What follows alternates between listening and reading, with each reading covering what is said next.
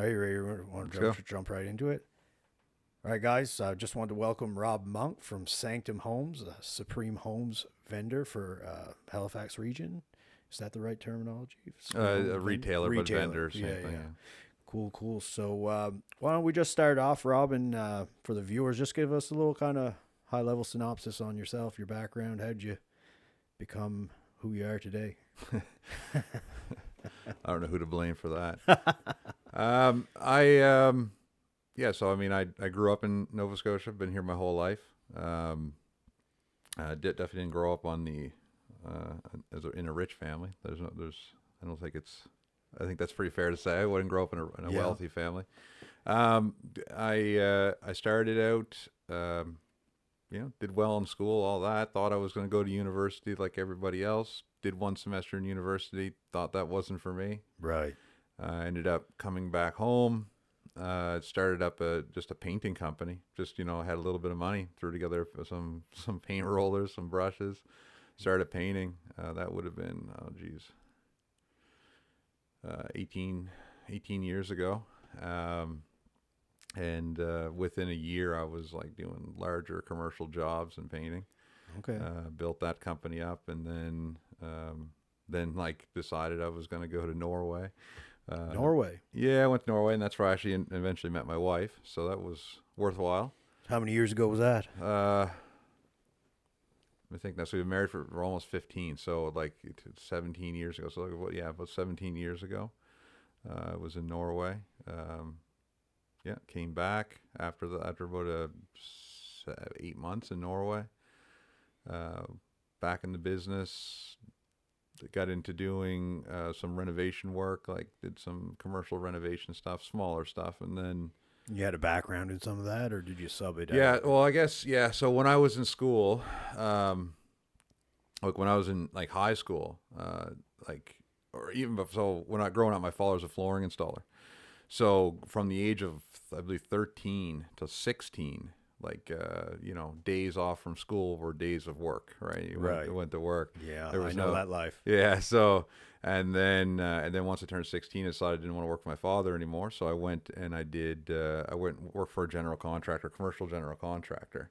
And so like every Sunday and day off and all summer, I worked like a construction job rather than like the standard high school job of, like chicken slinger at, Tim Hortons worker. Yeah. I did the old, cafe worker for a little bit, and then I moved over, I was still doing the odd fishing job here and there, but like, people call it be spotty work. Like I wasn't old enough to be a full-time, deckhand on a fishing boat. Right. So it's just be like, you'd usually have a captain and 2 crew members, and there's only ever one good crew member. The other one's kind of like, the fly-by-night, shows up when he wants, just wants the money, doesn't really want to work for it. So I had a lot of rude awakenings in my early childhood. Dad be 2-3 a.m. in the morning, Dad bust open the door, be like, oh, so-and-so didn't show up to the wharf to go fishing, so we got to go make that money. Let's go. Yeah, I remember hating it. Like I remember hating it.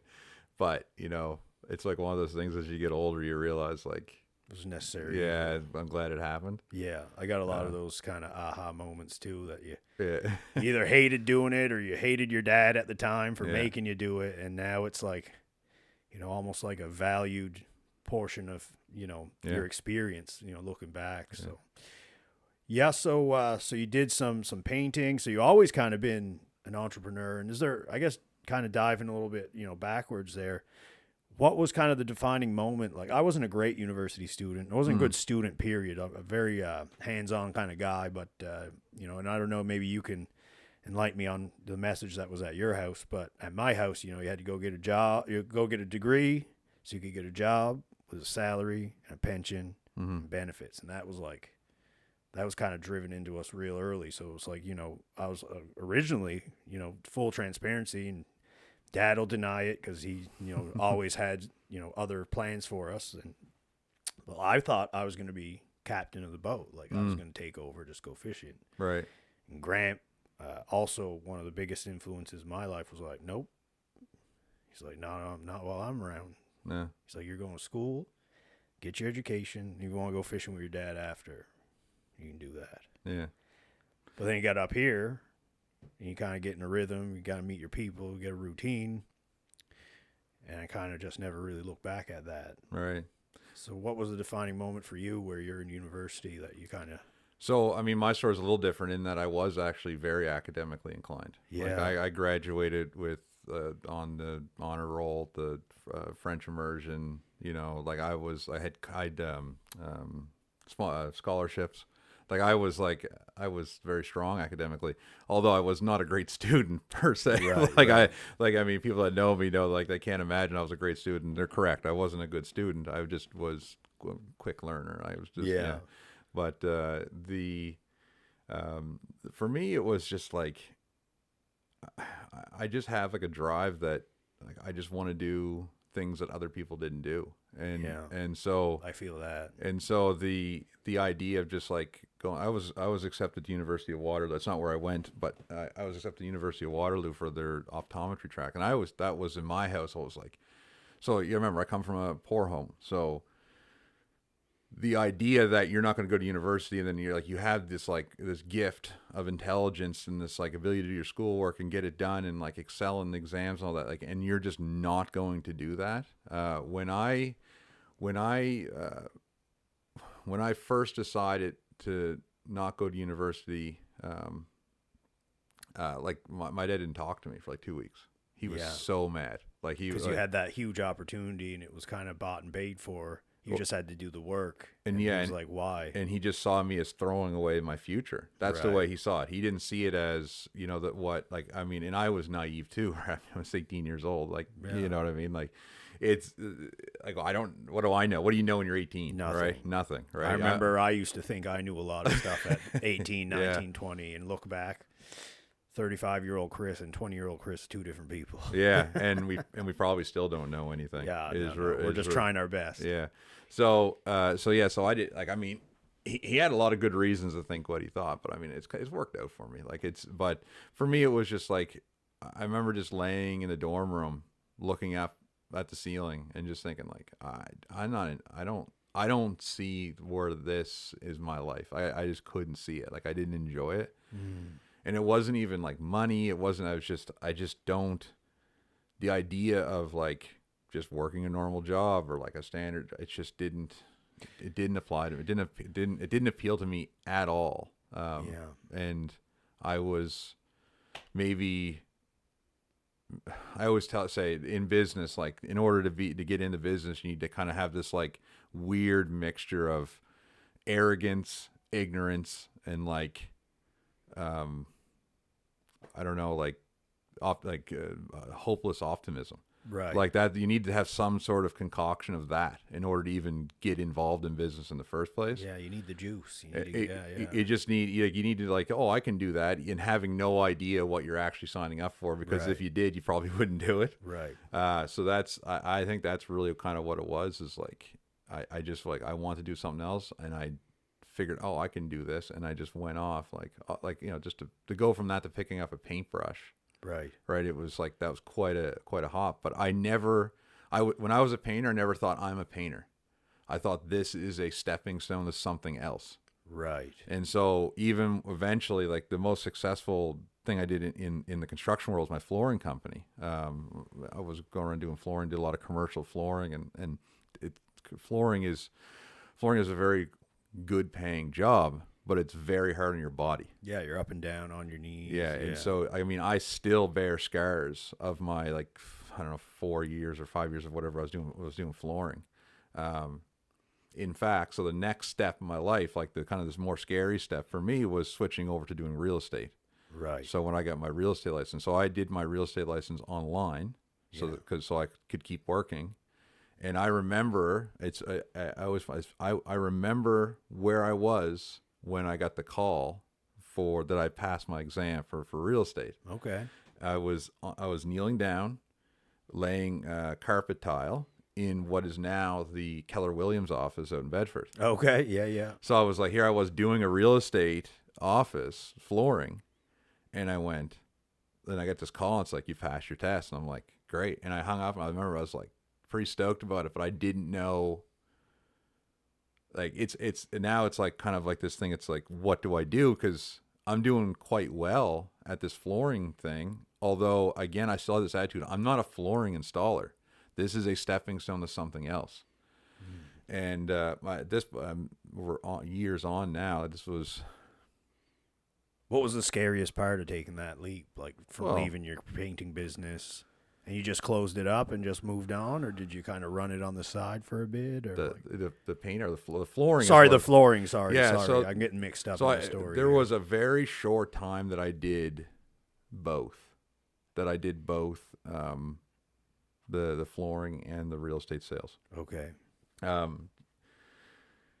And it was just like to kind of keep. Now, I to this day, I keep my expenses low. Like, I'm not someone that carries a tremendous amount of debt or expenses. Yeah, so smart. So I don't, like, it wasn't like how am I going to eat? Like, I always do that. Like, I could earn enough to eat, no problem. Right. So it wasn't that. It was like I don't know this world. Like, I mean, you got to remember, I come from a family that is blue collar as blue collar gets. Yeah. And then now you're going to jump into this white collar world. You know, I like to say it's like I went from the world where people were trying to figure out if they were going to pay their oil bill or their electrical bill. Yeah. And I went into a place where they're like, here's my $300 boots. You know what I mean? Like right. that was like it was like a completely different world that it still doesn't actually quite make sense to me, like, frankly. Right. I still feel like I'm the odd one out in a lot of these worlds because I have a very few shared experiences with the people that are often in these industries. Right. So, that I think it was just scary. Of like, I don't even know where to begin with this life, this white collar world. So I was just like, well, let's figure it out. And I remember making the decision, like, okay, this is what I'm doing now. Like, I'm winding down this flooring business. I don't want to do it anymore.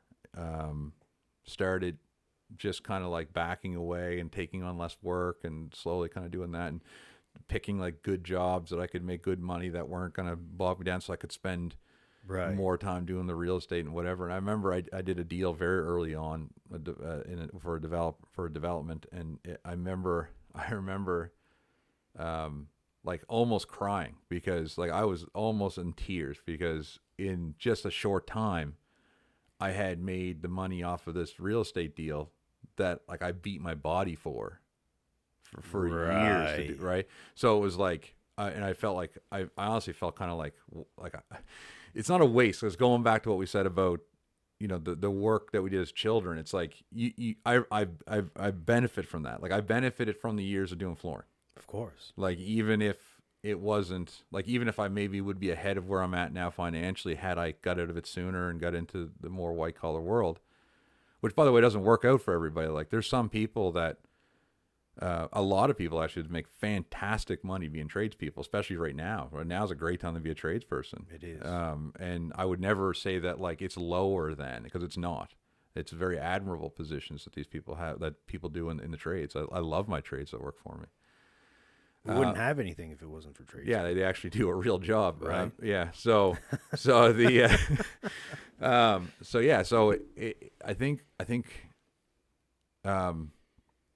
I think it was just for me it was going to move out, and I think back, like, it's always what I like is like I'm having a bad day. Let's say there's something going on, you know, it's rough. I'm like, man, today, like, oh, this sucks. I'm so, you know, man, this is terrible. I'm working so hard. That's why every time I catch myself saying that, I'm working so hard. And then I just remember laying hardwood floor. Right. You remember that for me? You're like, you know what? It's not so bad. Yeah, man, like some days too, man, like just to share on that, like those rude awakenings out 2 a.m. in the morning, going with Dad fishing, especially at the end when he had his bigger boat. We're like 6 hours offshore, you know, 6 to 8 hours to haul all the traps, and then 6 hours back home. You know, and first thing in the morning, like, you know, once you get to the grounds, it's rough. You take a big rogue wave, comes into your oil, you're soaking wet, damp to the bone, you know, boarding 150-pound pots, and there's 400 of them, or depending on the time of year, like 375 in the fall and like 400 in the spring. And it's just like, yeah, sometimes real estate's a bad day, but like you could die out fishing. Yeah. Yeah. Literally. Filling in blanks is not so bad Right. sometimes, right? So it's like, yeah, I'll push this pen and paper Yeah. around, call a couple people. Yeah. It's like, yeah, it's hard work, but it's different. It's different. It's completely different. Now, like, I'll ask you this: like, when you think back, okay, let's say, God forbid, the real estate world tanks, like, Right. and you go back to hauling traps, like, how does that make you feel? How would it make me feel? I don't know. I never really thought that much about it, but I mean, I think it kind of tipped me upside down a little bit.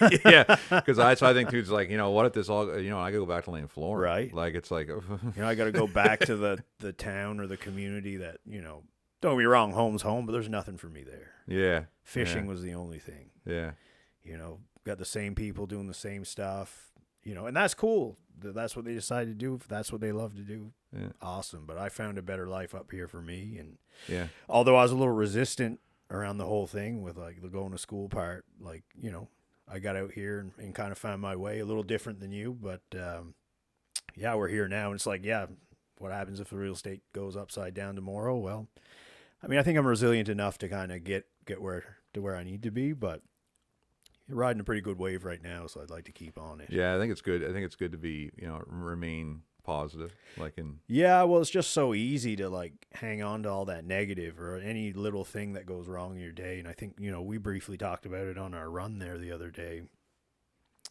I just found like there's so much negative around. It's easy to focus on that you almost got to force yourself to, remind yourself what you're grateful for and the good things you have. Because I mean, if you want to get bent out of shape, yeah, become a realtor. There's plenty to get bent out of shape of. People talk to you bad. They don't listen. They fucking scream at you, and then, sometimes you lose a deal and you've been working on it for 6 months and it's like, and then you got nothing. So it's like, it's real easy. So for me, I always got to take some time and like think about what I'm grateful for. And that's been a kind of an ongoing thing for me. So yeah, I try not to let the negative creep in, but it's always around, and it's the landscape we live in today, it's everywhere. Yeah, it's so great. Like I mean, well, it's actually one. You mentioned something there that I miss about the trades. It's like I can work in this business, particularly in the modular world, in the land of development. Mm-hmm. I can work and work and work, and the sun goes up, comes up, start working, the sun goes down, I'm still working. I can do that for days and days and days,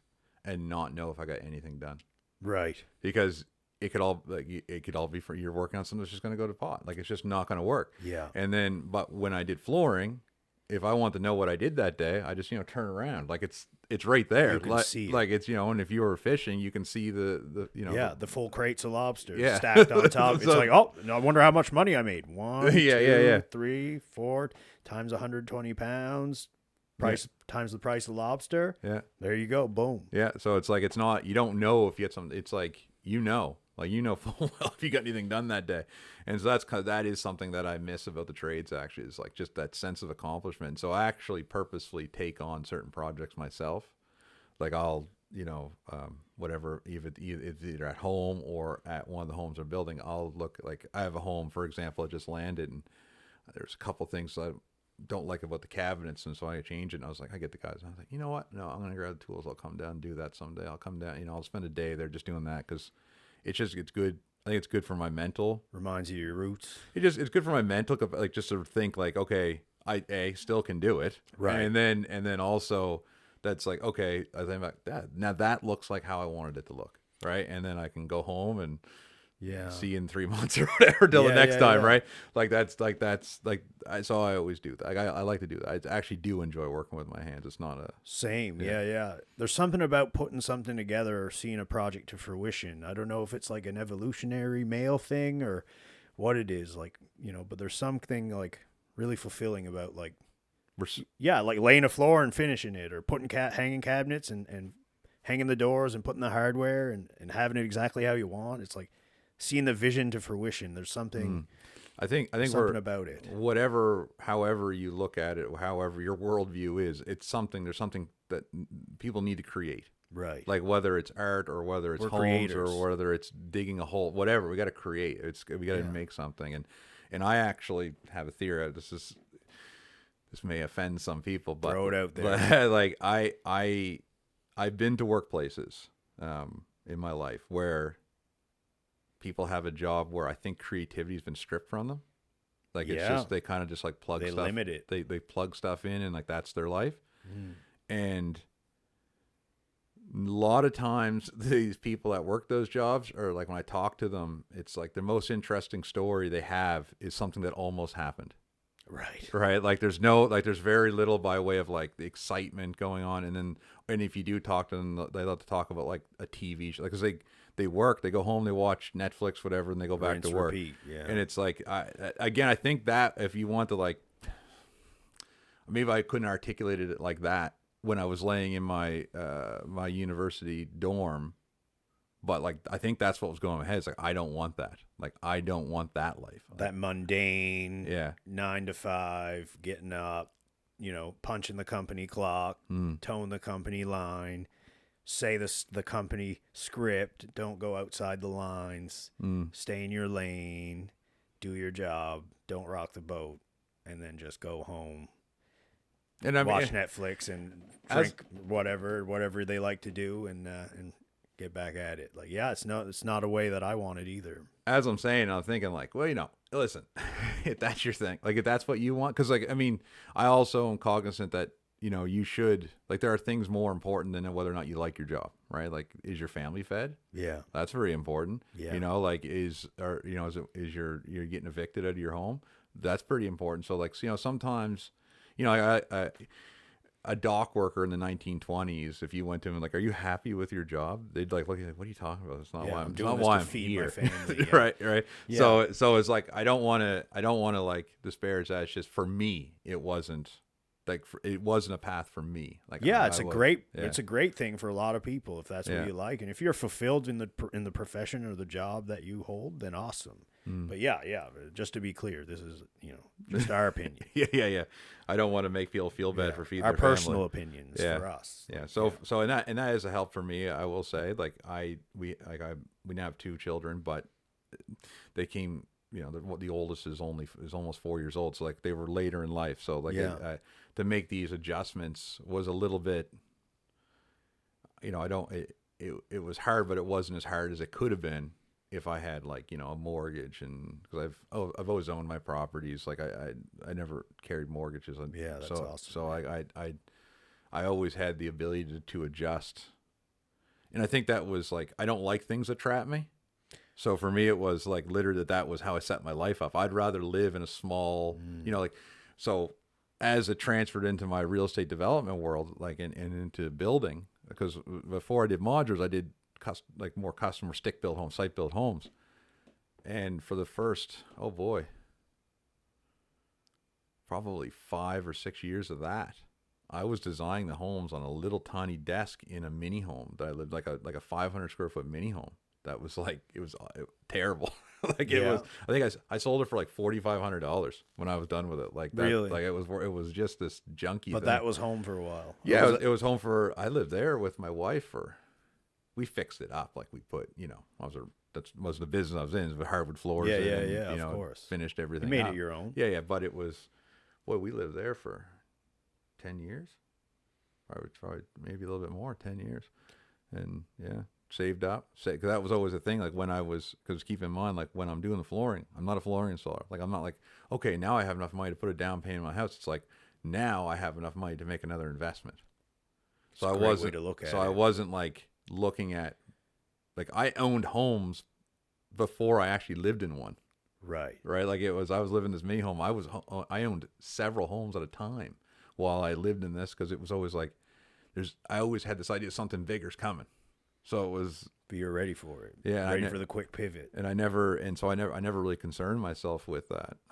Then the next house I built for myself was on the ocean. Like it was like I moved right from there to an ocean, like this, crummy trailer to an oceanfront home. Still not a big home, but.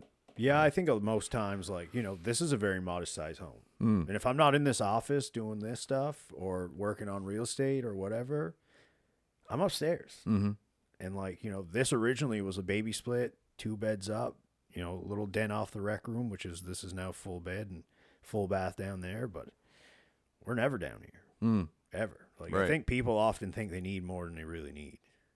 I would definitely agree with that. Yeah. And, and I'm guilty of it. Like, I grew up in a place where a lot of people try and keep up with the Joneses because, like, little do people know, like, some people might think lobster fishermen back home just make a modest living. I mean, some people, depends how hard you work. Mm-hmm.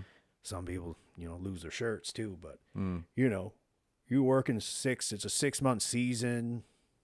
You're probably only fishing real hard till the end of last Monday in November till New Year's. Mm-hmm. And then once it gets cold, you're not really going out more than every other. Where'd you grow up? Down Yarmouth County. Okay, down in Argyle. Okay, yeah, I was gonna say this is zone 34 times. Yeah, that's so, it. Yeah. Yeah, man. So, and like deckhands then in the matter of 6 months and really only like probably 50 or 60 days fishing really total. Right. Depending on the weather, but they'll go like. Yeah. They're savages. They'll go with enough. If it's just safe enough to go, they'll all go. Yeah. And they used to have this thing. They'd all sit in the wharf parking lot. And once the old season guys decided it was go time, everybody just followed them out. Yeah. But you could make, I mean, I don't want to pump the numbers too much, but especially recently, I think it's pretty standard for deckhands to make like $70,000 to $130,000 a year. Yeah. Just, doing manual labor. You're up friggin' early as fuck and you're home late and you're probably not doing a whole lot in the season with your family. But then end of May, you got the whole summer and people that are smart do something else. Other people just go buy 4-wheelers, side-by-sides, whatever. I was gonna say, that's bigger tires for their trucks, bigger rims. Oh, he got a 3/4 ton. I need a 3/4 ton. Yeah. Half the time the deckhands are driving the same trucks as the captains and Dad's always like, well, this is... doesn't make sense. Yeah. You got $100,000 truck and the guy, you run the show and then the guy, it's like, whatever. A lot of those guys too that do that, they still live in their mom's basements. Yeah. But like, a lot of people, that's what it was. Oh, this guy's got this. I need to get the same or better. So I find a lot of people and I see it up in here too. It's like, you get those golden handcuffs and then you can't do those quick pivots if something changes. Yeah, you're fucked. Exactly. Yeah. Your credit card's jacked. Your friggin' monthly payments you're leveraged up the wazoo. Like, you got $1,000 truck payment.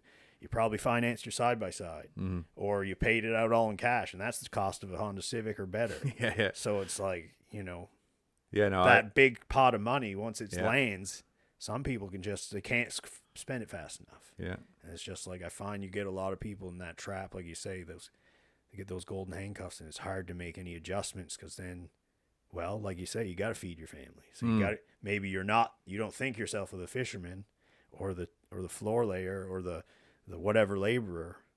But if you're, spend happy, well, maybe you are that person until you figure out, how to manage yourself a bit better. Yeah. I don't know. I could literally talk for hours on some of these subjects, but like, briefly, I think people accept the terms of things. How to word this? They think the world has to work a certain way, and they don't question it. Right. Like one that I talk about that. For all Chris's clients, plug your ears. But I always say, people will say, well, I would never borrow money to buy a boat, but they'll happily have a mortgage. Right. And it's like, to me, it kind of sounds backwards. Like if you don't pay the boat, they'll take your boat. You don't pay the house, take your house. Like, which one would you rather not have? Right. And they go, well, you have to have a mortgage. And it's like, I just never accepted those terms. Right. I just never accept I don't accept that. And I mean, I have a mortgage a small mortgage right now on my home. And it kills me to the point I'm thinking of selling my home. Yeah, you were saying. I just don't like debt. I just really don't like debt. That is good debt though. There's good debt. Yeah, okay. Debt. There's for sure there's good and bad debt. Like there's no question, right? But what I'm saying is like, so I think sometimes people just accept this is the way life is, and it's like people don't take a step back and think like, hey, is it good for me? Like even if it's good for society and it's good for Joe, is it good for me? Yeah. And then they also don't accept like, who's telling them that that's the way it has to be. Yeah. Right? Because it's maybe not interests that have your best interest at heart. Yeah. and so to have like I think a healthy skepticism. Like if you're going to take a mortgage, understand what it is. Yeah. Like I understand terms. What, how can you get out of it? Like, yeah. How like, long is it? Like where, if things change in my life, am I going to be stuck? Like I had a friend come to me years, I used to work and I'd work and I go, okay. I used to joke. I made enough today to buy the window in my new home. Right. That's how I looked at it. It's you know, and so I had a friend that had bought a home, got the mortgage, bought a home, whatever. And he says to me, he goes, what do you mean you can't afford a home? Like I can afford a home and you have more money than me. And I just kind of smiled and laughed and like just left at that. I didn't say anything. Well, years later he came back to me. So now I know what you meant. It's like, yeah, I could afford a home too, but it was taking everything. Right. You were able to kind of keep growing and keep doing things. It's delayed gratification is a term 100% for that, right? But it's I mean, it's kind of weird. Like when you're building, like I signed my first multi-million-dollar contract in a development in Halifax, bought land, 15 lots, and I signed that in a $4,500 mini home. You know what I mean? Like that's where I was living when I signed that contract. But some people don't understand that some sacrifices have to be made up front to get to where you're going to, you know? Like, yeah, you realize that, you know, you were living in that mini home, but yeah, it wasn't great. But I mean, you had yourself, your wife, and you were able to work on the projects you wanted to work on because you had the capital and the ability to do that. So it's like, you know, you were fine with that delayed gratification. I find like in today's society, people want to look rich. They don't necessarily do the work to get rich. And I had to fight that a lot, especially from where I come from, because like you say, everybody was competing with one of you. Need a better bike, need a better truck, need a bigger house. And it was like half the people that had the best stuff had the least money. Not just like it's not just it's like I like to reiterate, like money is a tool, right? Money is just like a hammer. It's just a tool to do what you want to do. And some people think you got to save it all under your mattress. But it's like, and so yeah, that doesn't do anything. It doesn't help you at all. No. But at the same time, it's like, okay, so you've acquired this money, but what are you doing? Right. Like, what's your life? Is your life working Netflix? Right. Because that's what kind of life is that? Like, you know what I mean? It's like, don't you want to, like, you know, don't you want to use this tool to do things other than just scrape by? Like, yeah, so other than just live. So it means, okay, so if you have to live in a smaller home, well, you know, I've seen amazing things. Like I've gotten to travel all over the world. Where's some of your favorite places you traveled? So that's always a hard one to answer because it depends on what you're looking for, right? So you're like your top three. So like the best place the place I would want to spend my winters, let's say. All right. Because I, by the way, absolutely love Canada.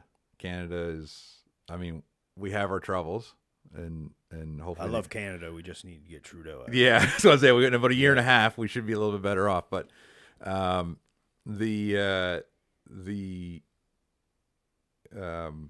idea of Canada, I guess is the best way to put it. So but the country I would live in the winter is Belize. Love Belize. Yeah. Belize is kind of like, a far from people know, it's like this nation just in the bottom of the Yucatan Peninsula, just below Mexico. Right. And it's like 350,000 people live there, and like a third of them are Mennonite. So like it's like very kind of jungle, remote, peaceful. Like it's beautiful weather. Great. They have a great reef for diving. Diving is my sport. I'm a free diver. Yeah, we can dive into that too. Yeah. No pun intended. I was just going to say that. So, so like you that got water there, dude. Oh, thanks. Yeah. And, so it's great. Like Belize is great. Like that's a great place because it has like this nice little bounce. It's English speaking, even though I love learning new languages. It's like, it's English speaking. So it's easy to get stuff. And it's like close enough to the United States that you can still like get stuff. Like it's easy to get stuff that you'll need and that kind of thing. And, you know, houses look something like what houses look like here. Cause I've been, you know, like my favorite place to go that I've ever been, kind of like the oddest place and the best place for diving is a place called Raja Ampat, which is in West Papua, right? So just like the same island as Papua New Guinea, but the Indonesian side. And I mean, it takes like forever to get there. And like I spent a week in a house made of leaves. Right, no plumbing, electrical for like 4 hours a day. House made of leaves. Yeah, it was made out of like they take the leaves and dry them from the like palm trees and whatever, and they weave them in the walls, and and they build the floors made out of wood, right? Like from the trees. Like they use chainsaw mills to mill it all up. But it's like you sleep under a mosquito net. There's nothing that keeps the spiders and the animals from coming in. You're looking up out your mosquito net. You see these giant crickets and stuff walking around. So but I mean, like you go outside in the morning and it's just like there's just so much life. The reason I went there is it's arguably, but not by most, the best reefs on Earth. Yeah. So it's like the corals all like beautifully alive. Like you can't look at the water without seeing fish. Like it's what New York City is to people, Rajampad is to fish. Like there's fish everywhere. It's abundance of life. So it's like you could just dive one reef over and over and over again. And you look out and there's just no sign of humanity. Like there's no, like the odd little like fishing boat goes by. And I say fishing, but I mean like a wooden like. Yeah. They're doing it commercially, but it's just a little punt door. It's not commercially. Like, they go for their family. Like, that's what they eat. Like, it's just like they go. It's so much fish. Like your fishing is like. There's sustenance. Yeah, it's sustenance living, and they go and fish. Takes like 5 minutes, and whatever. It takes no time at all. Dip the net in the pond. Yeah, then they're back in, and that's what you're eating for breakfast that morning. So there's electricity. Like it's just a generator for the tourists, really. And this was just I think COVID was kind of just winding down. So I was the only person staying in this thing, at the homestay, they call it. There's maybe 5 cabins there, and I was the only one that was occupied. And so it was just me and these guys, and that ran the place as family. And they cook your meals and whatever, and it's just very rudimentary. But I mean, you go to see, it's cool. I swam with manta rays and turtles, and just like you go like diving these reefs that were just like you could spend in a square meter. You could spend an hour. There's just so much going on. Like it's just absolutely incredible. But I mean, that's like, I think if you left here now and tried to go there, it'd probably take somewhere in the range of like 35 hours of flights and layovers and stuff. Like it's a journey. It's about as far from here as you can get. Yeah. But it's unbelievable. But I've been all Philippines, all through Europe. For those who know about Belize and what I'm talking about, like it's clear that I'm not like a city person, right? Like I'm not going somewhere. I don't really care much for the architecture. I'm going to see. I want to see nature, cool stuff. Like I went to New York and it was almost overwhelming. And we're on a bachelor party and we were just a wreck the whole time. And I was like, I'm not coming back here. Yeah, I think I always said I had to go to New York City one time. I drove through there one time from going between 2 airports, and I remember looking around thinking, like, it'd be cool to come here. I don't know what I'd do other than eat. Like I would just. That's all I did. Like would do. We didn't eat a lot on that trip. It's mostly liquid. So yeah, I don't care much for that. I'd rather just go see places. And these are things that I get to use money for, rather than, a 8,000 square foot home. You know what I mean? Yeah. Like that's kind of the way I look at it. Like even like I'm like I have friends. I'm super cheap. Like even my house. Like it's only like just shy of 1,200 square feet. So it's not a very big home, and it's very insulated. Like it's double wall construction with a R40 in the walls. It's very insulated, triple glazed windows. And it's always funny. I always laugh about that because then I don't spend any money on heat. I'd use like wood that I cut off a job site. Right. To my wood stove. Yeah. Just put it in my wood stove and boom, there's free fuel. So I don't even spend anything on heat. Right. But I still have it very insulated. It's nice, right? Because I only burn a couple cord of wood a year. Yeah. And you're talking about cord of wood. You're not from the city. That's right. That's right. We used to stack them all up. Dad get like 3 or 4. We'd have to stack it all up. I fucking used to hate doing it too. Oh yeah, but you know what? The truck would come. I'd see a big dump truck, and then we just stack it all up. And then once it dried, we had to go put this like chute down in like the basement window, and then we'd shove it down there, and then we have to go restack it in the basement. Yeah, it had to be done perfect. Yeah. Oh yeah, man, it was freaking working for the old man. I loved my old man, but man, he was a hard ass. Yeah, I didn't grow up with a wood stove. I knew I wanted one when I moved out, and I'll tell you, like, yeah, I mean, it's a little bit of work, but fortunately, because of the insulation valve in my home, I don't have to burn a lot of wood, so it's not a crazy amount of work. But there's nothing like, this time of year I turn the heat pump on because it's like put a wood fire on, it'd be like 35 degrees in your home, right? So you can't. But I just like, I'm all the time looking. I'm like, man, I hate the heat. The heat from a wood stove is just so much nicer. Oh, you can't beat wood fire. It's just so nice, it's so cozy. And there's something about it. Yeah, it gets into you. Right into you. Like it's just and warms up everything in the room. Right, everything warm. So yeah, I love that. So we touched on the. Sorry, I didn't mean to interrupt. No, go ahead. We touched on your diving. Like, I know a little bit about it, but why don't you? How did you come about? Like, I know you're talking about diving reefs and like looking at all the kind of the underwater life and all that stuff. Like, what kind of brought you to deep dive? Like, how would you call? I'm butchering. Free diving.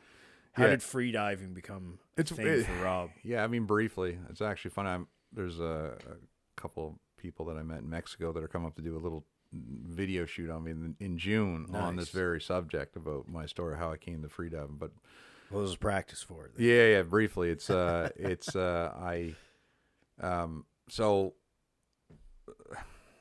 if you can't tell from my life, I was saying before, I spent a lot of time working. A lot of time working. Yeah, laborers work a lot. Just and just trying to like grow and grow, because it's one thing to work to live, and there's another thing to work because you have aspirations. It's a different level of work, right? So I spent a lot of time working, and when I did that, I just like, I didn't think anything of it, and then we decided to have a child, and great pregnancy, everything went good. Child was born immediately. There were issues, and long story short, 2 weeks later, the child died. I'm sorry to hear that. And when that happened, I remember thinking, like, it really kind of put things in perspective of like, what am I doing all this for? Right. Like what exactly am I, like, okay, I'm going to grow. I'm a billionaire. Fast forward, I'm a billionaire. Yeah. Who did I do it for? What am I doing this for? Right. Like, what's this all about? Like, what am I actually chasing? I found myself asking some similar questions to myself recently too, but go on. Yeah. So I just said, you know what? Like, I used to love fly fishing. I used to love going fishing, and like, I just hadn't done it in years. I love fishing. Yeah. I used to love hunting. I haven't hunted in years. Mm. I went, man, like, I should just start doing some of that stuff. So I just like started going. I went striped bass fishing for the first time. Like back when this happened. This is 5 more years ago now. I went striped bass fishing. I said, this is fun. I like this. And I started doing things, and I had a buddy call me up and say, do you want to go snorkeling? And I used to like that when I was a kid. Sure, that was sure. What the hell? Like anything is fun. Yeah. So I went, grabbed some gear that I just had in the rack. So I had my scuba license and everything. So I had like flippers and whatever. So I just grabbed what I could and went down, and we were swimming for like 5 hours or so. Just looking around this island in St. Margaret's Bay where I live, and then I just said, like, let's just see how deep we could go down. That's as I said. I don't know what thought. Just arbitrarily thought of it. So we swam out in deeper water, and we dove down 20 feet, and our ears hurt. Even though I know how to equalize, but like, anyway, it's different when you're free diving than scuba diving. But sure, whatever. Like I know my ears hurt, and like that was it for dive. It hurt so bad. It was it for that day. Like we couldn't even dive down like 5 feet after that, because once you get that ear trauma, it's a problem, right? So anyway, we were like. But both of us were like, that was pretty cool. So I went home and I just searched, like, how deep can people dive without air? And that's when I found out free diving. All right. So I was like, that was really it. And I was like, with the numbers I was seeing, like, didn't even seem like humanly possible. Like it seemed like extraordinary in the truest sense of the word. Like, to be able to dive, like somebody like that. I think the record at that time was something like 130 meters. Right. So like, we're talking, what's that? Like 400 feet or so, like down without taking any air with you, just on one breath. And what's your record? My current best is 38 meters, 125 feet. And what's the provincial record you're trying to beat? Well, the provincial record is 24 meters, so I'm well beyond it, but I got to do it in competition too. To actually. So say that again, sorry. So your longest is 38 meters. And the record is 24? Yeah. So you've already beat it unofficially. Yeah, unofficially. So now you need a judge there? Or yeah, I need to do it in a competition. Like we have these competitions where like everything is like it's like I'm relying on my watch to tell me the depth, like, and I'm on a dive in a rope, but like everything is like calibrated. Right. No different than you did weightlifting, so it's no different. Like everything is like, in a competition. Calibrated. They got the fractional plates. Yeah, whatever. yeah. So it's like very much like everything's like very official. There's a few different things to verify depth, so no one's like, oh, there was a problem with the line. Well, the watch everything has to jive for it to be the record. It's just. I mean, it's a matter of not anything. I have 24-meter now. Dive for me is a warm up dive. Like that's very easy for me. Right. So, and how long for people that like don't know, and for myself, like to do something like that, what is the time to do descent like that? How long am I underwater? How long are you holding your breath for? Yeah, I think that 38-meter dive, it was pretty quick actually. It was I believe that one was around like a minute 40 seconds or so. That was pretty quick. That was quick. Yeah, that's that. And it's like my longest breath hold unofficially is 6 minutes and 3 seconds. 6 minutes. Yeah. So like that, but that's like laying like this in the water, like not like that's not exerting moving. yourself. You're not burning oxygen out of your muscles. Yeah. You're just kind of a blob there, just and it's floating. In a true sense of like the type of personality I am. Like I did that 38-meter dive. I did it in Mexico in November in a cenote, and that's cool. And when I did it, in one of those. And when I did it, it was really annoying because first of all, I was very sick. Like I was like, I think I had COVID at the time, not quite sure, but like I couldn't take a full breath without coughing. It was the flu. It was. I don't know. Yeah, I don't know what the name. I don't know the name of the sickness, but I was sick, and very sick. Like in fact, that week I was diving. I was supposed to be diving all week. I missed like 2 or 3 days. I just couldn't get out of bed. Like I was that sick. Really? Yeah. So this was like the last day or second last day I was in Mexico, and I was like, I gotta go get some, because I was even there beyond the training was 1 week, and I was there beyond for I'm gonna say another week, and I decided to put in like just to go like they get one of the instructors to go with me, kind of like me and there was one other person. We got an instructor to come for safety, and yeah, I set the rope to 40 meters because that was my goal for the week, to get to 40 meters, and I couldn't take a full breath, and I went down and I got to 38 meters, and I remember looking down and seeing the marker at 40 meters, only 6 feet away, and I just couldn't do it because I couldn't. We got to equalize the whole way down or you hurt your ears, and you get to the point like if you a certain like you don't do it very long before you realize like you can't like just turn around. It's not worth continuing. So I saw it and I'm like. And I turned around and go up, but it was like I was so sick still, and that was it. That couldn't go another time. Like that was it. I was completely spent after that dive.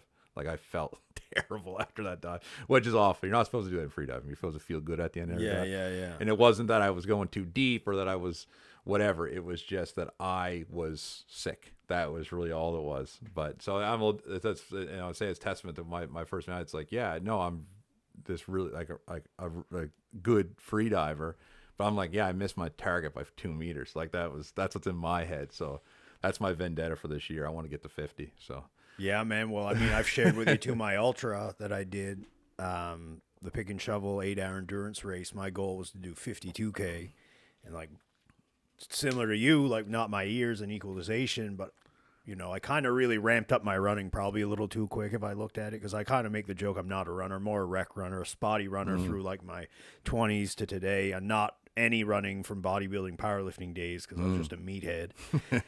And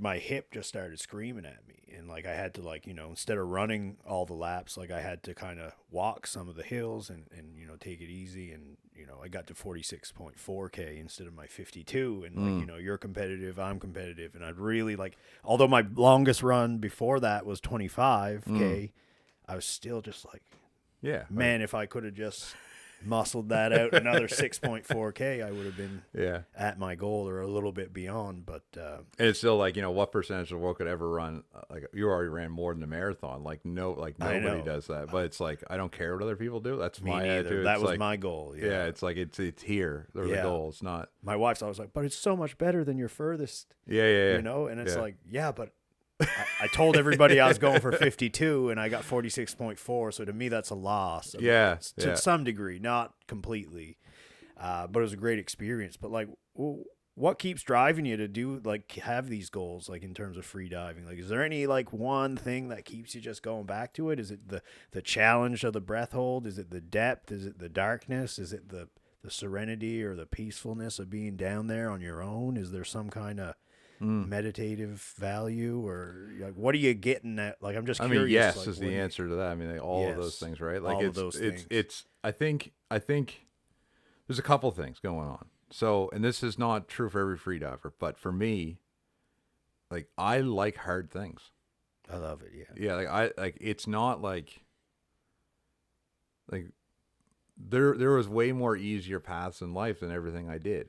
It was like kind of, where's the fun in that? Like, I enjoy it hard. Like, there's something like when most people find out about free diving, first of all, usually they don't know what it is. But then when they find out what it is, they're like, "Was there something wrong with your head? Like, why would you do that? Like, why would you like, it's everything that, not everything. It's a lot of what people are afraid of, right? You're going way underwater. There's no escape. There's no escape, right? Like, you have to get back to that surface. It's not like, well, I got, to your point, you got you talk about getting the 46 kilometers instead of 52. It's like, well, guess what? If you're underwater still, it doesn't matter. Right. Like, you can't stop. Yeah, you got to go. You might bob all the rest of the way up.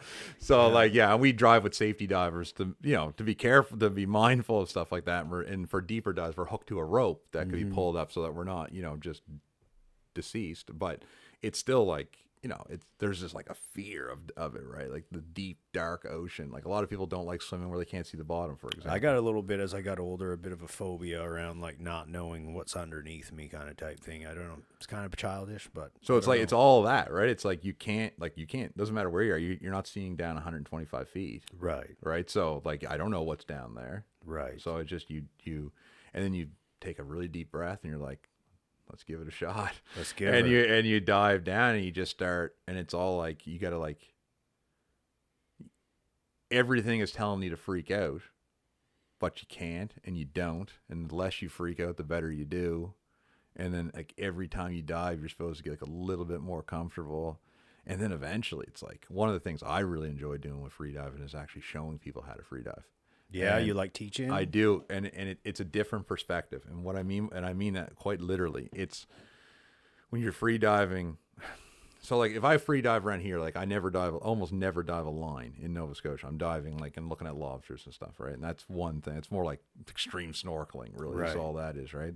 Depths are usually more like 40 feet kind of thing. When I'm diving a line, like, you're literally looking at a line in front of your face, like a rope, and it's marked so that you know how deep you're without having to look at your watch. So you're just, like, sitting there and you're trying to get relaxed, and the dynamics of it are basically that once you hit around 17 meters, so like around 50 feet, you're no longer buoyant, so you just start sinking. So you don't even have to kick.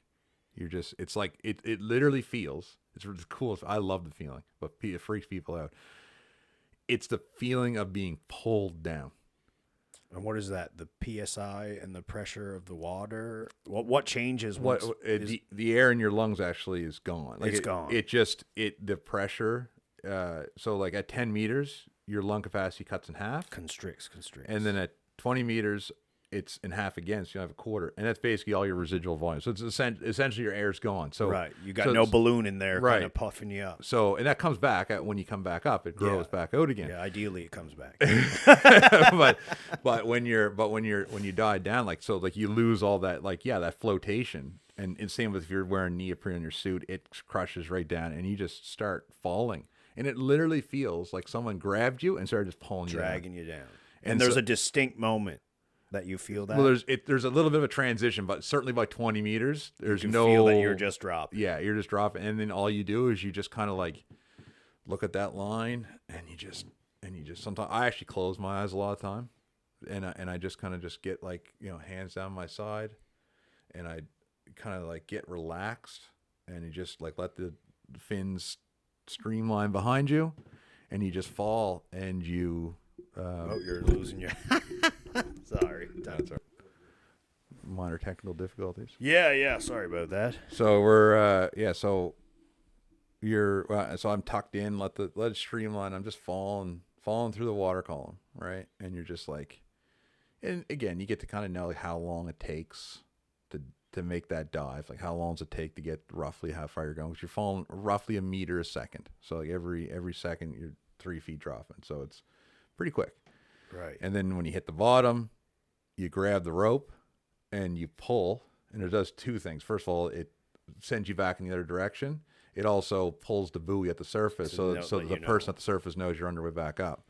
And then you get into arrow, which is like your hands kind of above your head in like an arrow shape, tucked in right against your head, and you just kick your fins. I like doing with fins. Some people like doing without fins. I'm terrible swimming without fins, so my deepest dive without fins is like 50 some feet. Like it's not nearly as deep. And so you go back up, and a safety diver meets you. What I'm getting at is like, that's your perspective when you're diving for like when you yourself are diving, you're just looking at a line and you're focused on it. When I was in the Philippines diving and training, I decided I would, I asked the instructor if I could kind of mirror what they were doing so I could learn to instruct. And that's when I realized like you're back from the line and you're watching the other diver and you're kind of seeing more going around, because especially in the tropics, like it's quite bright, even at 20 meters. Like it's, you can see the rock face of the cliff on the side or whatever, like you can see everything. And so you kind of get like a different perspective. And the same with the cenotes in Mexico. Like the first, say 10 meters of the cenote is like cloudy, kind of ugly water. And then after that, it clears up like crystal clear. So like you go down and all of a sudden you just see everybody else diving. Right. Like that's also training. That's cool. You also see like the rock cliffs of the side of the cenote. And it looks like it's like right there, even if it's 50 feet away. It looks like it's because it's so clear. Right. Everything's magnified. And then you go down, and there's actually one cenote we did where at around, I think it was 26 meters or 30 meters, something like that.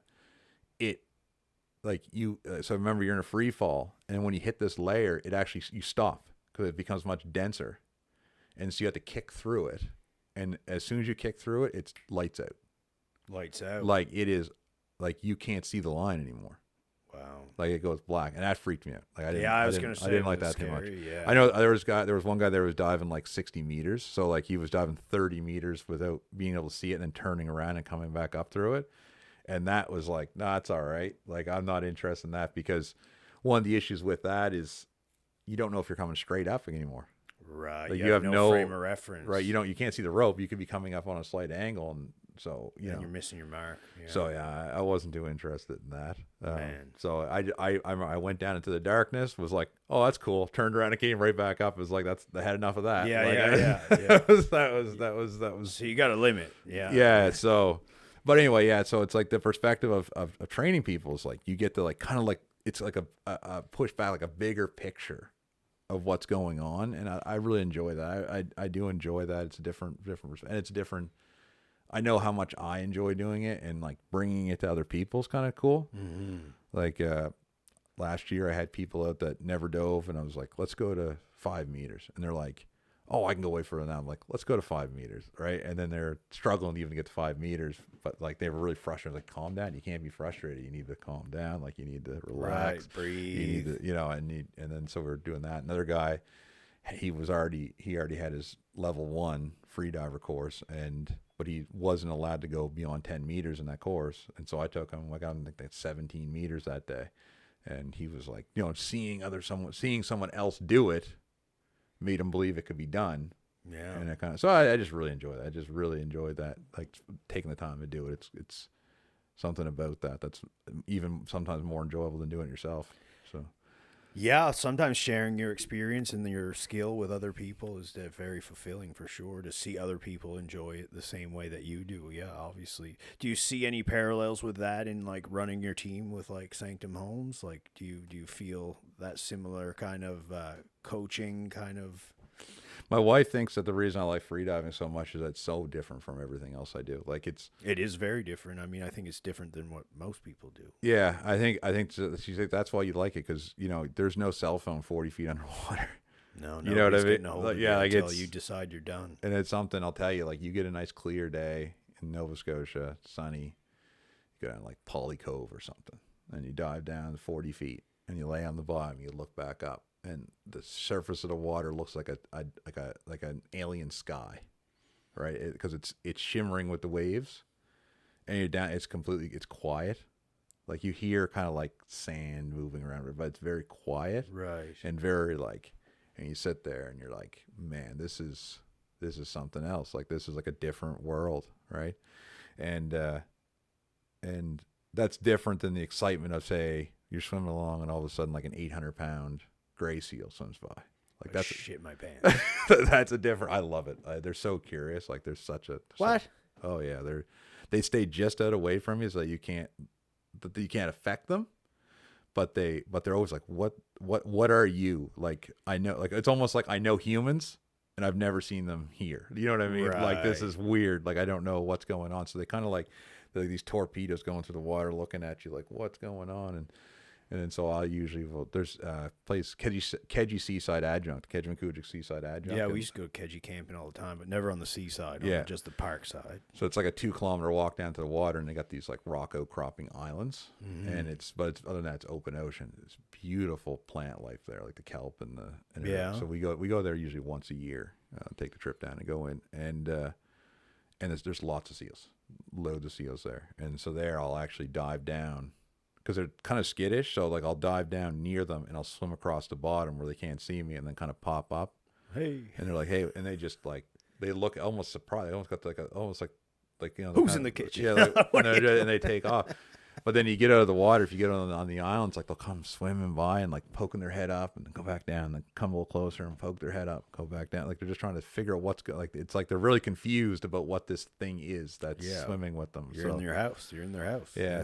So it was that's different. That's a different excitement than the relaxing version of diving, which is like laying on the bottom and like looking up and saying like, wow, like this is incredible. So I think that's my wife thinks that's why I like it. She says, no one can reach you. Like you're just doing whatever it's like anti-adrenaline.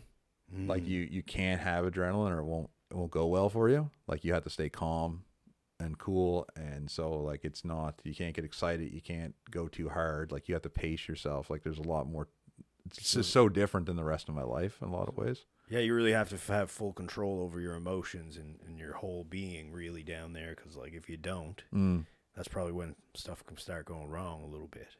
Yeah, or you're just not going to do very well. Yeah, like you're not going to be able to equalize. You're not going to. You're going to get tense up. Like you're not going to enjoy yourself. That's for sure. So it's and that just takes time. A little bit to dive, a little bit here, a little bit there. And would you say like doing this activity, like free diving, has like added any positives in your life? For sure. So I mean, like, yeah. So, I don't know. Had I lost all my weight by the time we met? Yeah. Yeah. So, it's like 2 years ago, almost exactly. I was in Belize and I was free diving, and it was on the way there that I was listening to a podcast, and I took my headphones off. I looked at my wife. I was like, I got to do something. This is getting out of hand. I was 296 pounds. And how much you weigh now? Around 230 something. That's awesome, man. That's great work. So, and I was lower than that. I put on a little bit of weight during my wife's pregnancy. Yeah, I blame her. All right. Yeah. So what do they call that? Sympathy weight. Yeah. Yeah. For me, it was not enough time to go to the gym weight, but it was. So So that was a big thing for me. Was like I realized. So go on a way to a free diving trip is where I decided to start losing weight. I lost quite a bit of weight up until like I just from dietary change up until like maybe I'm gonna say 4 months after that or something like that, and I was in Bali, and I was doing a free diving training course there. I think it was my first official free diving training course, and I looked around like all these like freaks of nature. Because one thing about free divers, not a lot of Dorito eating. Let's say that. I love Doritos. Yeah, there's a lot of very fit people. So they're specimens. Yeah, a lot of I mean, it like just they would like dive all day. Then like, let's do like a hit workout. Oh yeah, like so like that. Real savages. That those kinds of people, right? And I went like, man, that's so crazy. And I remember calling my wife because that was the first trip I ever made in like, you know, the whole 17 years that my wife and I were together. Well, time would have been less, but whatever, say 15 years that she hadn't been with me. That was the first trip I went by myself. And so I remember calling back and saying like, I think I'm going to like really take this seriously. I'm going to take this free diving thing serious. I'm going to go home. I'll find a pool and like a place where there's a pool and a gym.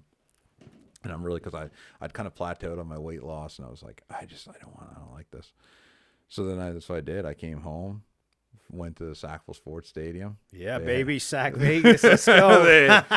I was like, do you mind if I like bring my large fins in the pool? And they're like, sure, like I guess. And so like I have 80 centimeter long fins right.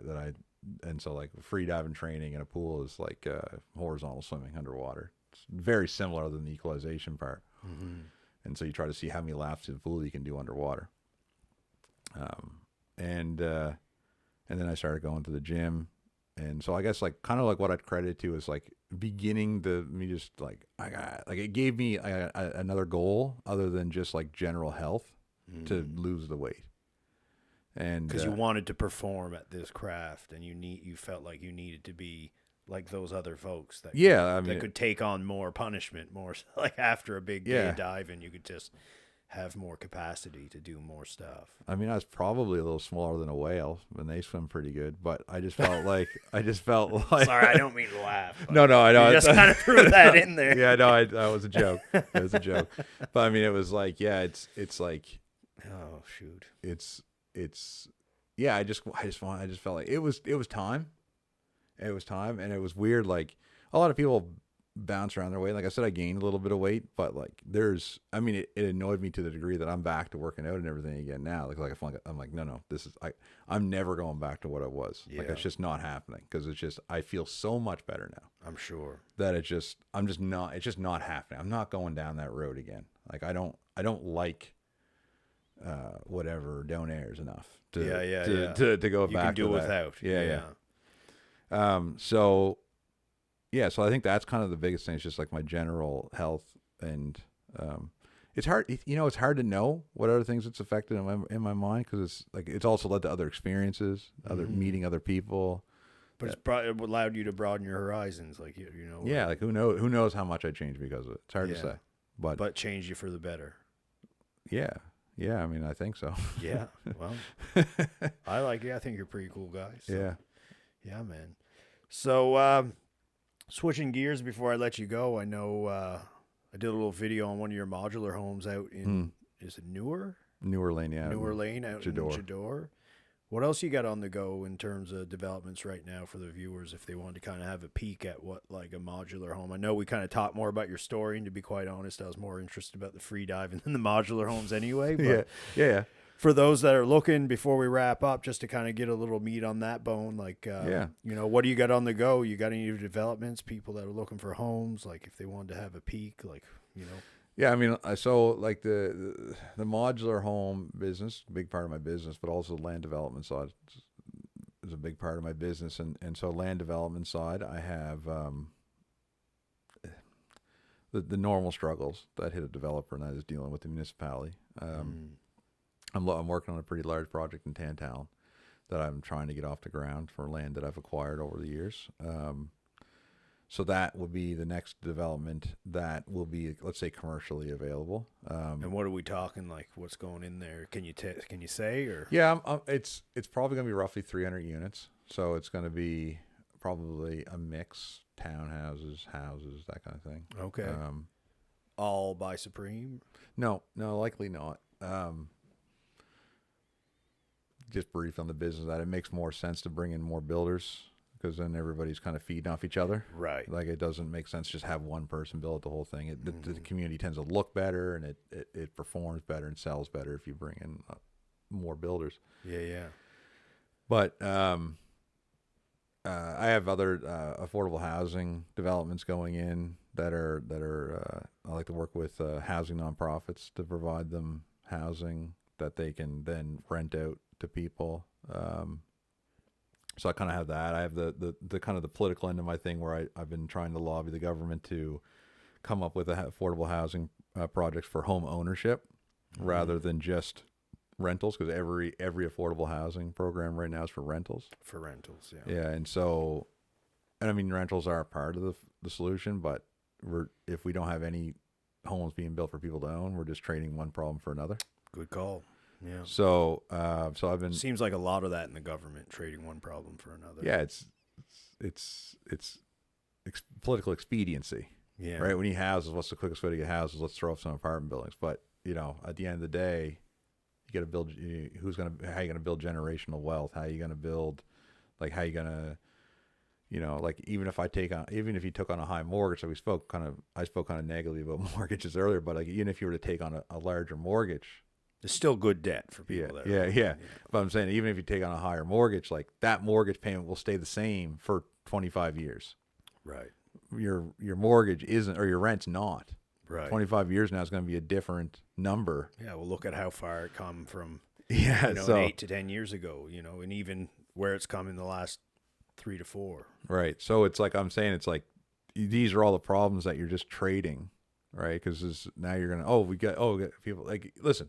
Rentals are better than tents. Yeah, like let's be clear. Yeah, let's right? be 100% clear. Like but there's no reason why we're a great country. Like why can't we do better? Like let's get some home ownership too, right? So that's kind of what I've been lobbying the government for that. And I will say like kudos to the provincial government here. Like they're very receptive to it. Like I think they're doing a bang up job for the most part. Of course, like you can find problems with everything, but for the most part, doing a bang up job. Really happy with them. So like I've been kind of working on that. The modular thing, it's we work with a lot of people that own their own land. Like there's a lot of people that own a lot that maybe their parents gave them, or maybe they bought it years ago thinking that someday they'll build a home on it. And so we work with a lot of people that do that, and sell them just the home, and we finish it for them. Like we come and do a turnkey operation. So we'll come in, do all the groundwork, put the home in, polish it. You just like if you bought back when I did custom or stick or site built homes, no different except it's quicker. Right. Modular home, modern modular home, you can't really tell the difference. Like if you're really discerning, like if you really know what you're looking for and you're inside one, you can kind of tell. But for the most part, can't tell if it's a modular home or not. Yeah. We can do garages now and everything. Like they're just not the same thing as they were years ago. Because do you find like some people still have a bit of a stigma? They associate modular with mini and so on, and not that there's anything wrong with either or. And I think in terms of like getting quick to market, like the modular seems like a lot of people, especially the fishermen back home, like buddy of dad's, Craig Donaldson, they ordered one. I forget where they got which brand, but he got a nice lot, ocean view. He was like, I ain't waiting for anybody to come build this thing. He just ordered it. They come in a matter of a day. It was up, and they're basically in it in a matter of a few days. So yeah, they can be pretty quick. I can tell you, so there's definitely a stigma because for years, the model for modular homes often was you sold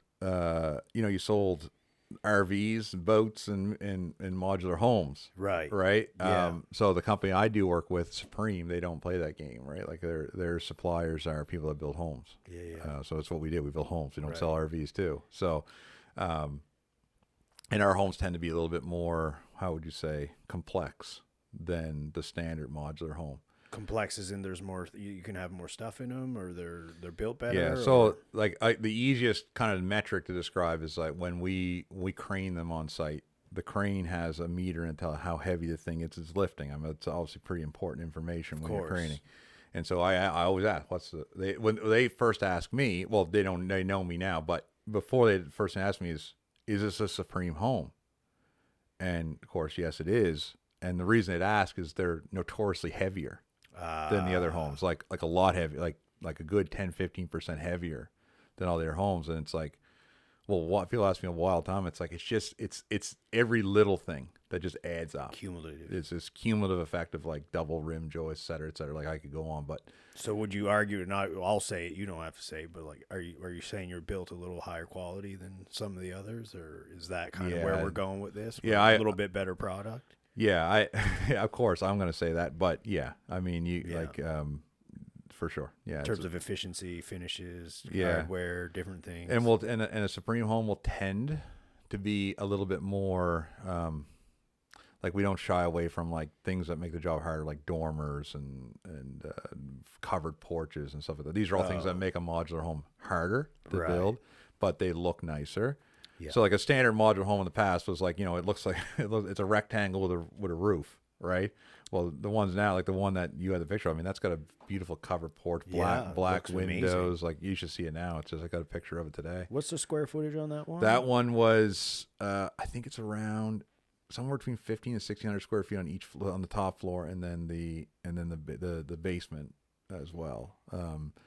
So and then like the entry is a story and a half tall, like shiplap walls all over the place. Oh, nice. Yeah, like it's quite something. Walk-in pantry, like it's not like the modulars were in the past. Like right.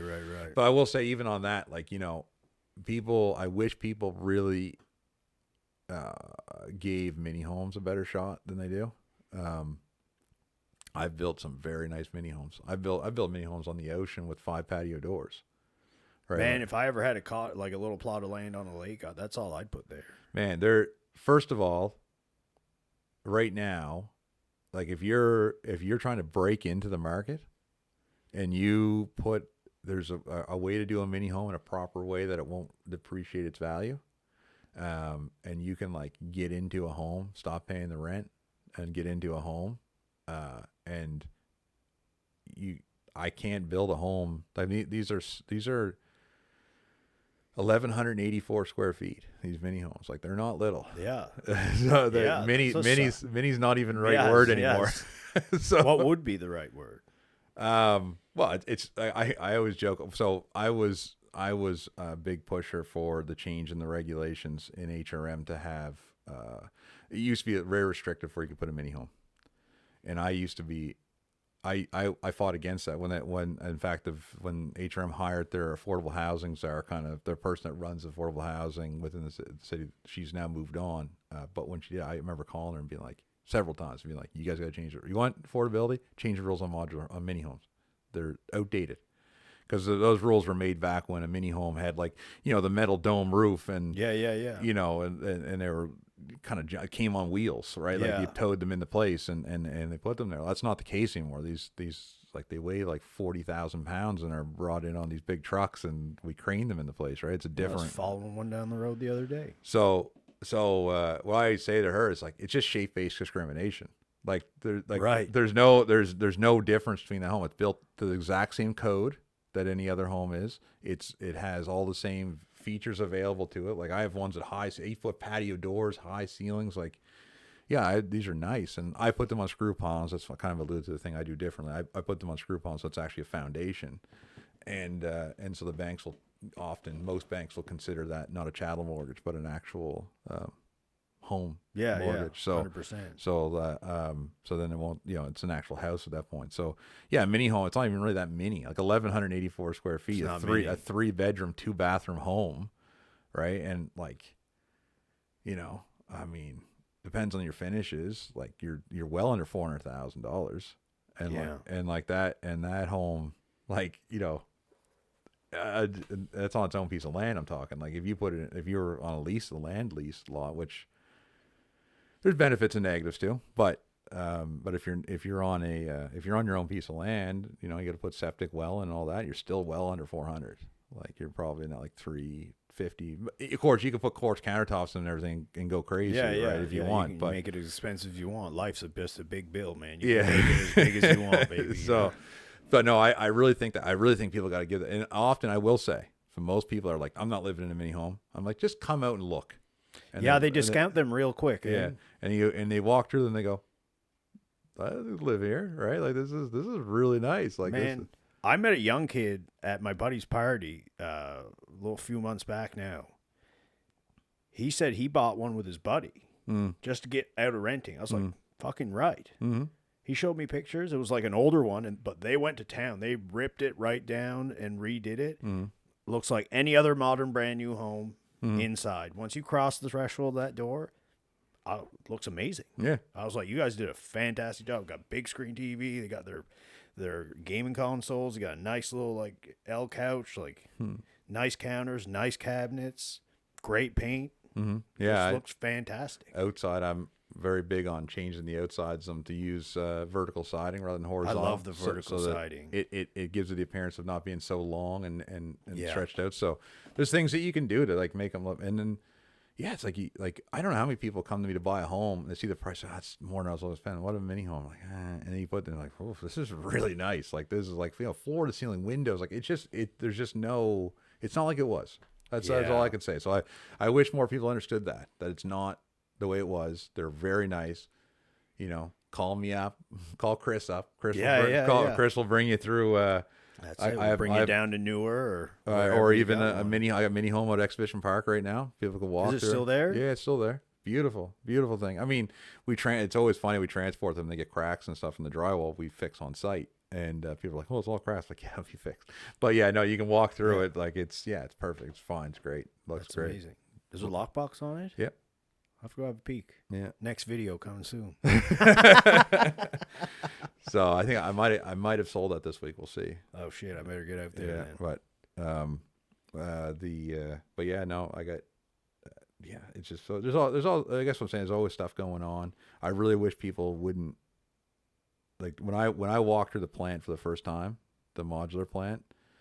I was been doing stick building, and I was thinking of just getting out of the industry altogether because it was just getting really difficult to find trades and very difficult to just kind of navigate the world that was the way things were working, and a lot of builders did very poorly around that time because they were taking on projects at this price, and then the price of everything shot up. And I fortunately didn't get caught in that, but a little bit, but very little. But some builders really got hurt, and I decided that I was going to get into looking at modulars. And when I walked through the plant, I walked away unbelievably impressed with the quality that they were being built at. Like it's a different there's things they do that we just can't do on a site built home for various reasons. And that they don't have any of those issues. Like even, brief, like, boy, probably half the homes I built, I would have to go in after 1 year and fix what we call truss uplift. The trusses would start lifting off the top of the walls to crack the drywall. But it's not a massive fix, but it's annoying. And it's annoying for everybody because you gotta pay someone to go in and do it, and then then it's gotta be sanded, and it's usually just furniture there. And, right, it's dusty. You find that drywall dust everywhere. Yeah. So it's annoying for everybody, but it's a very common problem with new homes. I haven't had one truss uplift problem since I started doing modulars. Not one home have I had to go in and fix truss uplift. And how many homes? I don't know now. Many. Hundreds? No, not that many, but yeah. Okay. Yeah, like dozens. Dozens. Yeah. And no issues. No issues. Truss uplift, not one. Another thing too, and everything I'll kind of throw out there for people is like we do backyard suites. Nice. We do quite a good number of those. Like I might have a client that needs one. Just depends where we land. Yeah, it's really for investors. I always push this out for investors, man. Like if you have a home that you're renting, to add one of these to the backyard, the price per door you cannot beat. Like you're gonna be probably under $200,000 for a nice unit, and you're gonna be like, you can't buy a rental unit for $200,000. Like it just doesn't exist. Yeah. So it's like it's a no-brainer from an investment standpoint. So I've been kind of pushing those, and then there's also the province just came up with a $40,000 help for people putting in backyard suites. If that's not geared towards investors, that's geared towards because they want you to price it 80% below market rent, and then they want you to pay it back in some kind of term or some forgivable. I was reading about it. I made a mistake of making a comment on one of the Halifax Noise posts. Some fucking keyboard warrior was telling me I didn't know what the fuck I was talking about, and I just stopped. I was like, oh shit. Yeah, I just not said anything. Yeah, I see. Like that program will work well. Let's say you You have a kid's going to go to university. They don't want to be at home. They want to go to the dorm. You're like, I'm not paying for the dorm. Like you throw one of these in the back. They'll work for that because you're They're not only giving you up to $40K though. Yeah, but that's not nothing. It's not nothing. And then, but that's if you rent it how they say though. Right. I'm saying is like if you're gonna, let's say it's another use case that we come across with backyard suites is these people have a nice home and they don't need it anymore, but their kids need a home. And they need a place to live. So they go to the kid and they say, look, we'll sell you the home for like a low price. And we're going to live in the suite? We're going to live in the suite up back, right? And then so they make that deal. Well, again, that $40,000 work for that because you're not going to rent it anyway. Right. Right. So it's an easy transition, like transition that way for people to do the 40. But you can just write the lease and be like, yeah, this is what we're renting. Yeah, right. For, so like $40,000 to an investor then having to go 80% of your rent makes no sense. Like no, that's what I was getting at on that post, but that retard that answered me like wasn't even with it. I was like trying to explain like it's going to cost exponentially more than $40,000 just before everybody bum rushes the government to get their money. Yeah. Like I did it. Cost me like $70,000 to convert my garage, like $90,000 for the whole lower level of the house, and probably $70,000 of it was to convert my formerly known garage, single car garage, to like a bachelor style 250 square foot secondary suite attached, like inside of my home. This is not the outdoor one. But I just like was trying to be like, look, like this is bullshit for people that want to invest, and I hate government having any control over anything that I own. So for me, I would never do it. Right. Yeah. I'd make the money or I'd find the money somewhere else with none of those stipulations. Yeah. And I was just like, just so everybody knows, it's going to be way more than $40,000. So you don't trust the government? I don't. No. I think people need to understand that they want the least amount of government interaction in their life as possible. I wish more people understood that. That you want the government to be so far away from what you're doing that you don't even know they're there. Yeah. Like, people want all these programs and this money. It's like, okay, cool. You want some of your money back? Yeah. You realize it's your money. Yeah. We need more programs. It's like, cool. Well, we're paying for it. I must say that. Anyway, we're going to get on a whole other tangent here. I do want to briefly touch on that, Ted, because it's so. I just don't understand. Like, I don't trust the government. I don't trust government. Like, I don't trust anyone. I don't even trust the guys I'm voting for. Right, and that's the key. It's like you don't, because that's the point. It's like, you can't trust in them. Exactly. That's why you don't give them power. Like, don't give right. You vote in people who are going to take the least amount of power. Like Houston, happy he's there, but like he's trying to bring all these like laborers and all these programs, and there's tax free for up to here if you're setting up your business, and then you got the other dink up in the helm of the ship, going like, yeah, we're going to raise your capital gains tax. And it's like. What about the doctors and all the people we need here? It's like, what are we doing? Yeah, and then they're like, here's all your money back. You're making more off this money we're taking from you. It's We're giving you a carbon rebate. I've been alive for more than 10 minutes. Right. And so I don't believe you. Like, that's the thing. It's like people are like, oh, you don't understand. No, I understand what they're saying. I just don't believe them. Right. Like, that's what they're missing. Like, I don't believe they're telling the truth. It's like, you know what? I love Pierre's message. I love that what he's saying. You vote for whoever you want. Do whatever you want. But if he's putting out reels saying he's lowering income tax to make things more affordable, like, you better do it. Yeah. Because I'm expecting it. So, I mean, I met Pierre in Ottawa. Have you? What's your take on Mr. Poli? So I didn't have a lot of time. I mean, here's the thing. I mean, the guy's running for Prime Minister of Canada. Like, he doesn't have a lot of time to just talk to anybody. That's just the truth, right? He's got to pick his. Yeah, but I mean, I met him. I met him in the lobby of the Parliament. He came out and spoke to me, and I actually have a picture of this. I looked in his eyes and he looked in mine, and that's already something. When you're in business, you have to quickly decide if you can trust people or not. And I remember there was this one moment we both locked eyes, and I'm looking at him going, "Can I trust you?" And he's looking at me and he's like, "Can I trust you?" Yeah. Right? Or does this guy? Can I get this guy to trust me? Like it was just, we were looking at each other like it's a look. It happens in business more, but I saw it in him, and he was looking at me, and I got a picture of it. You can see it. It's like we're having a conversation without words, right? Yeah. And I said to him, I can say many things. There's a lot of things I could talk to you about, anything to do with my business. But I got one thing I got to say. I said, in Canada right now, there's a tremendous amount of hopelessness. Yeah. There's a tremendous amount of cynicism towards the political process. Yeah, well, it's because they take our money and spend it like they see fit with repercussions. And so I said to him, I said, please do what you said you're going to do. I said, like, just do what you said you're going to do, because, like, we don't need any more cynicism towards this process, right? And he looked at me and he said to me, he looked me right in the eye and said, we'll do what we said we're going to do. And, you know, I'm politically engaged, and I can tell you, when you talk to a politician that is just saying, like, just talking shit. Yeah, like every word that comes out of Justin's mouth. Yeah. When they're just talking shit, they'll say like that. And that, if he was talking shit, if he didn't believe what he said there, he would have said, "Oh, we'll do our best," or like, "We're going to give it a shot," or something like that. It would have been a very kind of like shrug you off. Yeah, like a kind of an evasive, like kind of like it's not all in our control kind of idea. And Pierre has said many times that, you know, if people will be shocked at the speed at which he gets rid of carbon tax. And here's the deal, I want to hold him to that. What about our guns? He talks a lot about law-abiding gun ownership. I'm a gun owner. I am. I have several. Well, don't just say, behind my gun club. Yeah, it reminds me of a meme I saw one time. It said, you know, you have 5 guns and the government takes away 5. How many guns do you have? And it says 28. I lied about the 5. Right. So no, you have 1 gun. Right.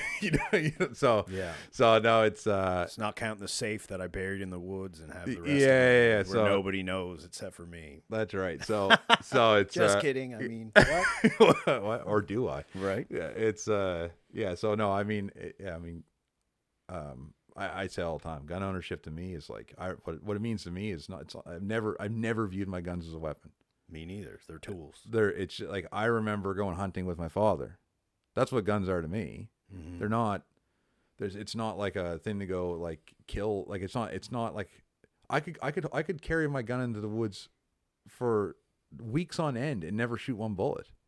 Yeah, I'm not. You know, I think people think that gun owners are just like yeah, and they're just like you know, stupid rednecks out in the woods just shooting shit. But it's like, you know, hunting, you know, sport recreation, like, man, I mean, I must say, like, everybody that I've ever met that I've had the opportunity that's been anti-guns, like, they'll be like, oh, guns are, and I was like, come to the gun range with me. I take them out to like just a government, it's for free, you can book it, a gun range, and we go there and we shoot hunting rifles at like targets 100 yards out or something, or 50 or 25, whatever you want. Without exception, everybody's been like, okay, I understand now. Like, they get it after they engage. It's like, yeah, this is fun. I see why people like to do this. Right. Do you find, like, a lot of times, like, in most situations, people that, like, I remember, like, you know, it just reminds me, like, my sister and my brother would be they're fussy eaters when they were kids. And they're like, I don't like that. Yeah. Like, have you ever tried it? Yeah. No. Well, how do you know? So I think people quickly just dismiss things. Well, gun laws have always been made by people who have never held a gun. Right. None of them make any sense. Right. Like the most recent liberal gun ban was on. It was called the black gun ban. Like, it was like, if it was black, it got banned. Right. Like, it didn't like, you take the same, like, anybody that knows guns, you could say like this gun and this gun. This one's banned. This one's not. They're the exact same gun. Right. It's just this one has more like black pieces on it. Right. It shoots the exact same bullet. Pieces. It's not wood stock. Yeah. This one's made of wood. This one's got. It looks tactical. Tactical, and it's the exact same gun. It shoots the exact same bullet. It's just different platform. And you hear on the news like these random things like, it's a fully semi-automatic. That doesn't make any sense. That doesn't make any sense at all. And it's like, you hear it and you go like, you know what you're doing.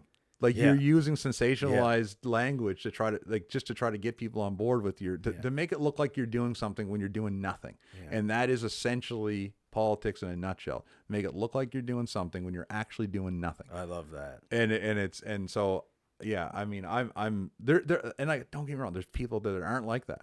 Like, there are politicians that aren't like that. There are people that really want to get stuff done. Yeah, but I think we let too many of the wrong people creep in. Absolutely. It's absolutely. There's way too loose criteria. Like, sorry, can't continue. No, I was just saying, like, I was listening to a famous speech, American President Eisenhower, on his last address to the American people before he left office. And he's warning everybody about this behemoth that is the industrial war machine of the United States. He's like I'm trying to think of the name, the military industrial complex. Is the term he used, and I'm listening to him speak, and I remember I just turned to someone, I said, I just remember when our leaders were smart. Like it's just like I yearn after that, right? Like I even seen something like from Harper, right? Like Harper, just the other days. What people hate about him, he's super well spoken, super smart, financial background. Now we got a drama teacher. Yeah, it's like oh man, remember when our leaders were intelligent, right? And like we actually felt like confident that they were right. doing something other than grandstanding and like right. And or look, he looks great, he's good looking. Let's do that. Let's vote for this guy. Yeah, no, it's really really frustrating. So super frustrating. So anyway, I mean, I'll end that with saying I am seeking the nomination for the Conservative Party to become the candidate for Halifax West. So perfect. Yeah, vote for Rob Monk. Yeah, Let's hopefully. go. I mean, it's the process, so people understand this. I've been doing a lot of explaining this lately because I don't think people realize how much their vote could count if they did it strategically. And let me explain to you what I mean. So recently, just last week, I believe. There's a by-election going on in the provincial government at the provincial level in Pictou. The MLA for the area stepped down, and then so it's a heavy conservative area. So it's almost for sure going to be a conservative go in there.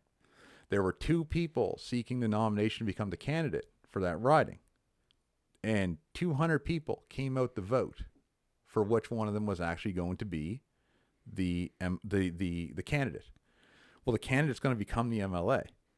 So you could essentially, like not for sure, but probably 200 people decided who the MLA was for Pictou. Halifax West is going to be more than that. It's a bigger riding, more people. So, and it's at the federal level. So it's probably going to be like, I don't know, maybe 800 people that come out and vote for who the candidate's going to be. And that one's definitely not as clear of a straight shot that the Conservatives are going to win it. I believe the Conservatives will win it. That's why I'm doing it. Right. But, 800 people are going to come out. And so I've been telling people, listen, if you live in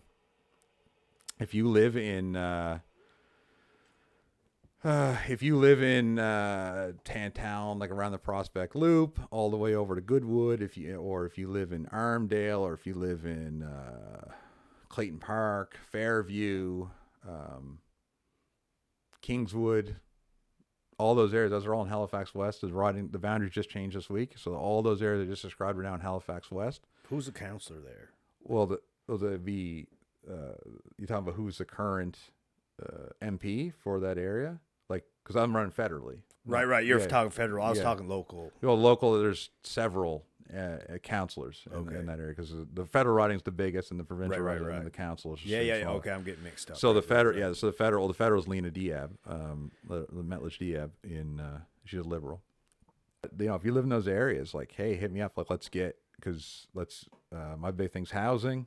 Get you. I'll explain to you how to vote in a nomination, and you can actually have your vote count for way more in general. Like, voting is very important at all levels. But I'm just saying, like, hey, if you really want to be engaged and you want to make sure the right candidates are there, the nomination time is when you handle it. And I wish people understood that process more.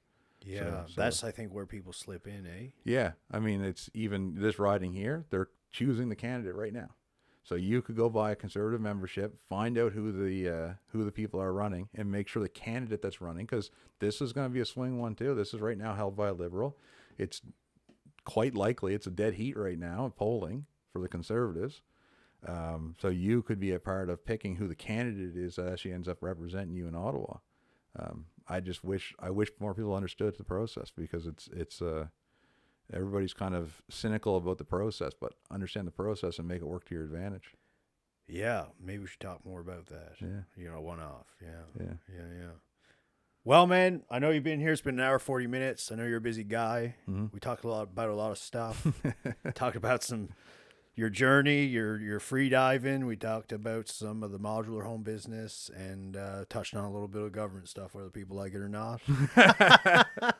Well, if you can't have a sense of humor about it, then right, that's fine.